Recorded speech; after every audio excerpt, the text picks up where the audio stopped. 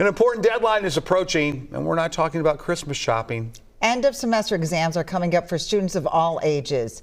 To get prepared, we wanted to know, what is the best way to study? Good question. Jeff Wagner learned which habits most often lead to success in the classroom. Silence as minds stir. Inside the Walter Library at the University of Minnesota. I like the library just because I feel like I'm being held accountable by the strangers around me. Final exams are just hours away. Papers are due. Alas. Are you studying right now? Well, I'm procrastinating right now. Sometimes finding urgency. I have to be honest, I am a crammer, depending on the subject. Requires pressure. It usually ends up being like I have to wait until the day of, and then the motivation hits me of like, I need to get this done today. That method is not taught across the hall at the Tutoring and Academic Success Center.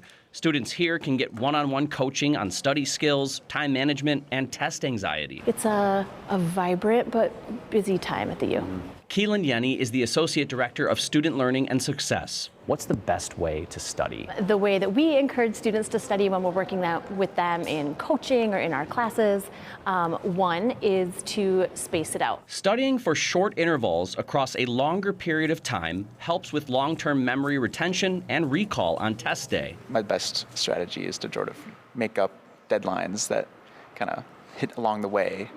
Sort of like, oh, I should have one paragraph done on this day, a second paragraph done the next day. Next is to actively engage in the studying process, such as quizzing yourself or creating flashcards. Because that allows you to not only get some practice in like creating the flashcards, like that is study time, but then you can use that as a way to kind of quiz yourself forwards and backwards. I rewrite my notes a lot, so like I take what I've learned and then I rewrite them. Try to make studying social. Talking through what you learned with someone else better engages the mind. Lastly, maintain healthy habits. If you're not getting enough sleep, if you're not like fueling your body well, if you're not moving your body right and getting exercise in a way that feels good for you, that studying isn't quite as effective. What are some common mistakes people make with studying?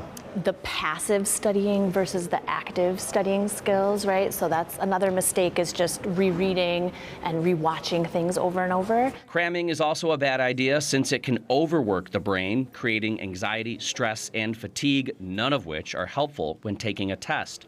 All of these tips can set you up for success, so study up, whether you're in college or helping a young child build good habits. With photojournalist Jose Pascual, Jeff Wagner, WCCO News.